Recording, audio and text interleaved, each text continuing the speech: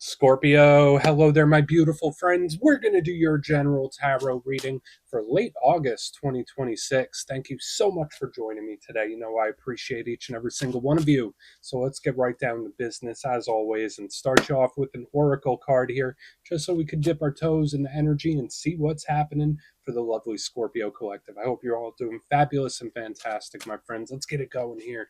My guide, spirit team, talk to me. What do you got for us? What do you got for Scorpio gang? In late August, as we move on into Virgo season, what energies, messages, insights can we take a little peek at? Yeah, we're just going to take a real quick look at this first card, then we'll get into the full reading itself. And at the very end, I'll pull you a bonus card from the Shadowland Tarot just to see what might be in the shadows or what shadow work you can lean into, which is always interesting. Let's get it going here. Let's rock and see what we got for Scorpio gang in late August. What's the vibe? What's the energy? Let's get this card out nice and quick, my good friends. We're going to have a good time, aren't we? I have a feeling we are. Let's get it going. There we go. Cool. All right, so there's a lot of symbolism packed into this small card. It does seem pretty inconspicuous, like that lady's not really doing much, but there's a lot of underlying symbolism that we can go through. Kind of seems like she's just hanging around, waiting around, right? But there's undertones of communication and mystery and all sorts of stuff. Now, before we fully dive into that, if you're new here, I'll be speaking about the August subscriber surprise towards the end, so you might want to check that out. And also, if you could kindly illuminate that like button by tapping it right on its third eye, I'd greatly appreciate it. But enough of the promo, back into the reading. Let's talk more in depth about this card. Now, if we look here at the imagery, as mentioned, there's a lot of depth here. It's not as simple as it may seem. So watch out for any situations that seem very simple on the surface, but it's very complex when you get into the finer details, because this card fits that bill. So we have this lady, she's sitting right next to the window. It's nighttime. We have a full moon outside. Big golden clock, a bird delivering a letter. She's sitting by the phone. Her kitty cat's there. She has flowers chilling there with what seems to be a note. So you see like all these different things showing up here. Now, for some Scorpios, it could be very simple. Maybe there's a thing or a situation you're dealing with where it's like, all right, let's wait and see. I need a little more information. Maybe there is something you are specifically waiting on. Maybe you're waiting on someone. Maybe someone's waiting on you. That's very possible, especially with the golden clock. Now, this energy doesn't feel like it's in a rush, but it's paying attention. Now, the fact that there is mystery involved with the full moon sky out there, this energy has a lot of questions. It's wondering, like, what's this person doing? Where are they? What's taking so long? So, like, to me, this card also does have a lot of questions embedded within it too. So there could be a lot of layers to the overall reading this week. And then of course the communication. Not sure if this is someone just waiting on news or waiting to hear something. To me, it just feels like it's more complex than it seems. So for any things or situations, watch out, because there might be more than meets the eye. So we're going to let her chill right there. Let's get into tarot. And yeah, I always say that first card, it doesn't make or break the reading. It's just a little footnote. So let's get you 3 tarot cards in the upright. Then we'll get into that intuitive juiciness. Shuffle it up one time here for Scorpio gang. And while we do, let's talk about last week's reading. Pretty good, if you ask me. We had some aces showing up. The reading was titled A Surprising Offer. Now, when I think of offers, I do think of a lot of work or money related ones, but it could also be emotional offers, conversations. So you see what I mean? There's like this line of communication that's leaning over from last week into this one. Now, just know that energy we saw last week, that could bleed over for a couple weeks. So hopefully you do get some offer opportunity in. But we're going to see what shows up this week. As you know, energy is very fluid, never set in stone. So only take this how it hits for you, because we could be seeing your vibe or somebody else, right? Let's get it going. 3 cards for Scorpio gang. What do we got in late August, please? Yeah. 9 of Cups. I had this in the same spot in the Pisces reading as well. That's wild. I mean, that's a good card. It's a great way to start. Let's get a couple more. I don't want to be definitive just yet. We got the King of Swords right there in the center. Very strategic, very planned out. Okay. I mean, this could be good. I'm cautiously optimistic so far, Scorpio. Very cautious and optimistic. Yeah, there's just a lot being planned or observed.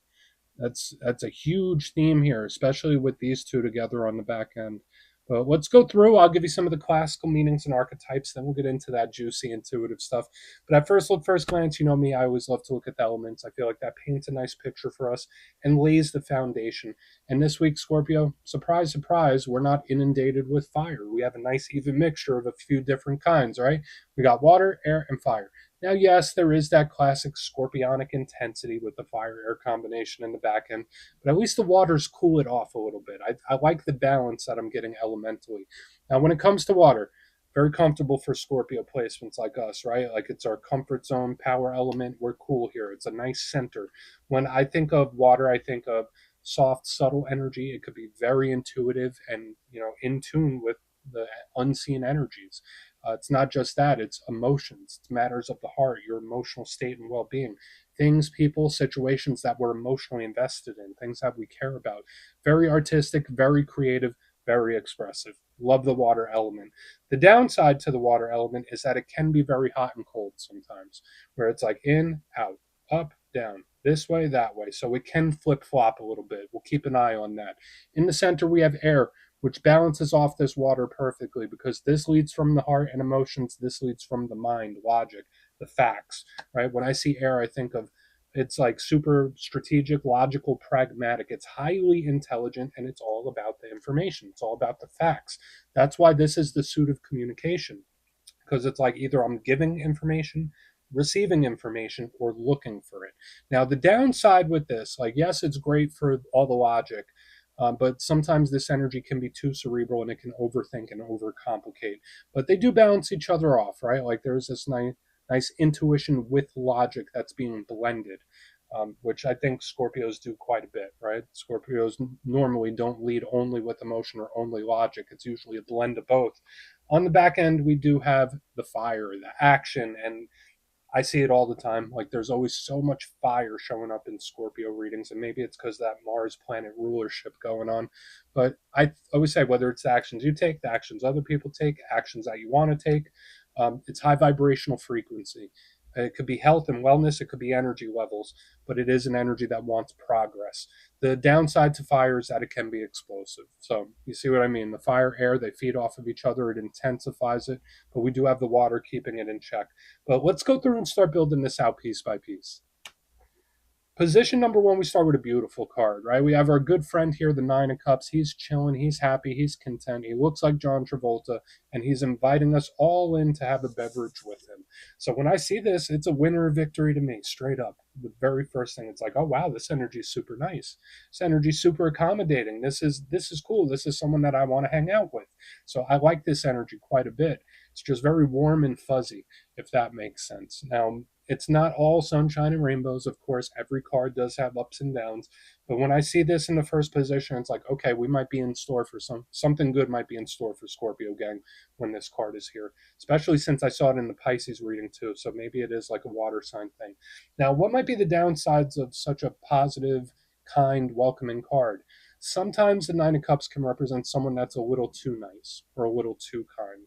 Nothing wrong with being empathetic, but this energy will give it the shirt off its back, and it will be a little too nice. So just watch that there's nobody taking advantage of your kindness when this card is here.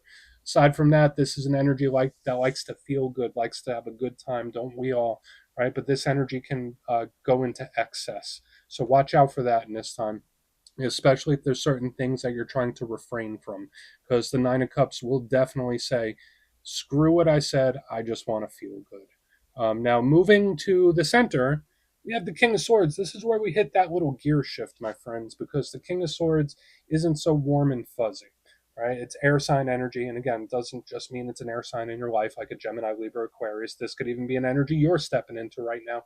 Kings represent control of their suit. So remember what I was saying about the logics, the facts, the planning.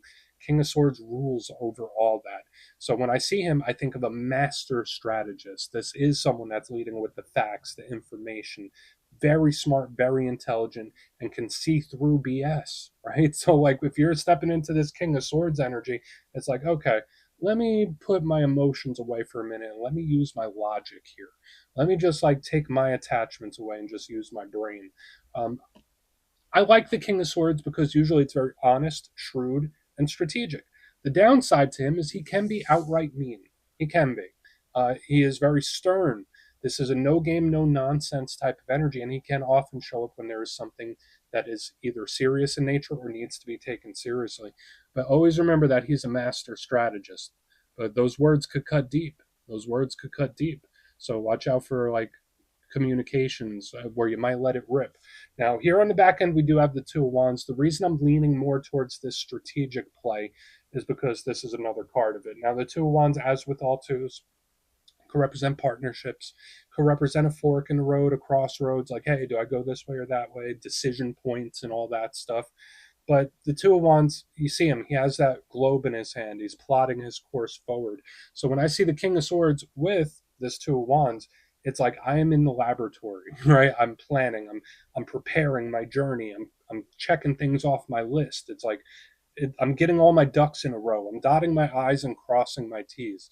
So whether this is advice from spirit, maybe a way that you normally function, right? I like to have a plan A, B, C, D, and E. That's big Scorpio vibes right there. Or this could be someone you're connected to, even. Or maybe it's both, where it's like they both have a plan in mind, right? Because there is a lot of strategy and observation happening here on the back end. So I want to dive deeper on all of it, Scorpio. Let's do it. Let's jump in and clarify. Okay, let's get a good shuffle here. What do we got for Scorpio gang? And yeah, this is where I go intuitive with the message, which means I just tell you how it feels to me. So feel free to do further research or rely on your base knowledge of tarot, because as you know, every single reading is about the reader's interpretation, and I'm just giving you mine. Let's go in on that Nine of Cups. And yeah, if you're a reader yourself, please feel free to play along. That's why the box is here. If you're feeling any messages you want to give to Scorpio, you could drop it in the comments. I don't mind at all. Okay, Nine of Cups. What is happening? Okay. I'm cautiously optimistic about this, Scorpio. So there's something I do want to say. And I think I mention it all the time. I always love to mention it that, like, out of all the signs that I do personal readings for, the vast majority is usually people with Scorpio placements. Maybe I'm a Scorpio whisperer because I'm a Scorpio moon. And there is this reputation out there that some people might think Scorpios are mean. And I'm here to say that's not the case. It just depends on who you are to the Scorpio, right? And I think a lot of my fellow Scorpios would agree with that. You know, a lot of times you need to, uh, there has to be trust, right? Like there has to be trust there. So when I see the Nine of Cups with the Nine of Wands in reverse, there is this energy of someone letting their guard down. So if you're cross watching, this might be a good thing. Maybe if you're having some things or stuff's going on with you and your Scorpio, maybe their guard is coming down a little bit. Maybe they're getting a little more comfortable, a little nicer, a little softer around the edges. But again, being a Scorpio whisperer that I am, I know that usually Scorpios don't ever fully let the guard down, right? We could let it down quite a bit, but never fully. I don't know why this energy does feel a little exposed, Scorpio. Again, I'm not trying to get anyone like all nervous or paranoid, but when I see the Nine of Cups with the Nine of Wands in reverse, it's like, all right, I'm letting my guard down. So I will say, again, if it's with a person that you care for, yeah, be nice, let the guard down. Um, just don't get reckless. Like that's one thing I will say, right? Like don't get too outside of yourself. Don't get reckless, and you take that for what it's worth. Take it with a grain of salt. But like the Nine of Cups, Nine of Wands in reverse is absolutely an energy that's letting its guard down, which could get good. It could be good, right? But I mean, it's just the Scorpio in me that's like, my guard down completely. I don't know. Let's just keep going. Let's keep going. We're gonna see what the King of Swords has, because I could keep talking about that for days. So why is the King of Swords here? Okay. I mean, the strategy and planning is here, but it seems good. Seems good. You know how like in the beginning of readings I always say like, hey, let's dip our toes in the energy and see what like the temperature is, or I say something like that. When I see the King of Swords with the Queen of Cups in the upright Scorpio power card, remember it's not gender specific. This is a very balanced energy, but to me it does seem like it's testing the waters, where it's testing it. Now again, I just have to go back to this with the Scorpio placements, and don't be mad at me, fellow Scorpios, if I'm giving the game away too much. But I know that sometimes, regardless of the situation, we like to test things, right? That's a big Scorpio thing, where it's like, okay, let me test this thing. Let me test the temperature. Let me test the water. There's the planning for sure, but there is a testing aspect as well. Now, again, for some Scorpios, maybe this is what you're doing. Maybe you're dealing with a situation. You're like, all right, let's see what happens if I do this. Let's see what happens if I say that. Let's see what happens if I don't do this or don't say that. I don't know. It doesn't seem like a stress test, but it seems like a temperature check, what I'm picking up here. I feel like I'm going off on a ton of tangents this week, Scorpio. Just take it for what it's worth. But the Queen of Cups in the upright is that perfect counterbalance to the King of Swords. So it's like not too cold, not too logical, not too emotional. It's like we're walking that nice center balance. We have the guard down a little bit. Let's test the water here. So again, whether this is someone else's guard that's down and you want to test things, or whether it's yours, I don't know. It's just super unique and very specific this week. So for some of you, this might not hit. For some of you, it might be like wildly accurate. I don't know what this testing is. So let's keep going. I mean, we got the planning. So it's like part of the plan where it's like, okay, well, let me test the waters first, then we'll go from there. Let's see what's up with the Two of Wands. Let's see. And again, Scorpio, it doesn't have to be you testing the waters here. Yeah, it's like the test leads to the big reveal. I hate saying it like that, but that's just how it's showing up. So we have a lot of nines here, Scorpio. We got 3 9s, 999. And when I look at the numerology of tarot, I look at nines, and this represents something that's almost here. It represents something that is near completion, or just something that's almost here. So the fact that we have 3 9s out of 6 cards, it's like, okay, yeah, no, this energy is coming. And it goes like guard is down, test the waters, big reveal. Like that's just how it shows up to me here. And again, there's a lot of strategy and planning. So whether this is you, whether this is someone else, it's not like 0 to 100. It's like slow. Like you ever hear about? I think it's a phrase where like you boil frogs in a pot and they don't notice the temperature change. I hate saying it like that because I don't want to make it sound like it's a bad thing, but it's similar to that where it's like the guard's down, now we're going to turn the heat up a little bit, and then boom, before you know it, the water's boiling. So watch out for anything that has a slow creep to it. The Nine of Pentacles isn't a bad card. It's good. It is. It's solid. It's stable. It's independent. It's great for entrepreneurs. It's great for money. But when we see it in reverse, this is action being taken, right? Like this isn't like in the upright, it's staying put, it's standing firm. In reverse, it's making moves. So when I see it underneath the Two of Wands, it's like this has been the plan all along. It just takes takes a little bit of time to get there, right? So like this could be like a long game type of thing, Scorpio. That's so wild that that's showing up this week. So again, whether it's you or somebody else, it feels like now this we're playing the long game here.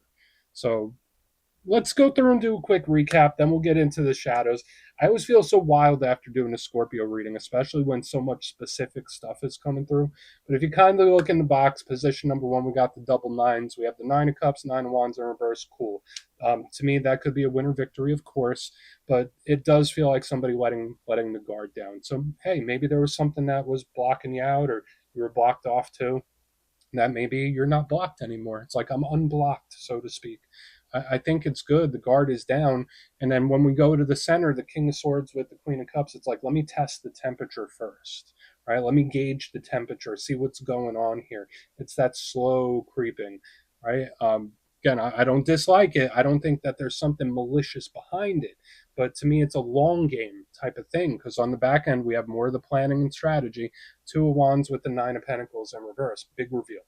So we got the guard down, temperature check, big reveal, big game. That is the reading in a nutshell this week.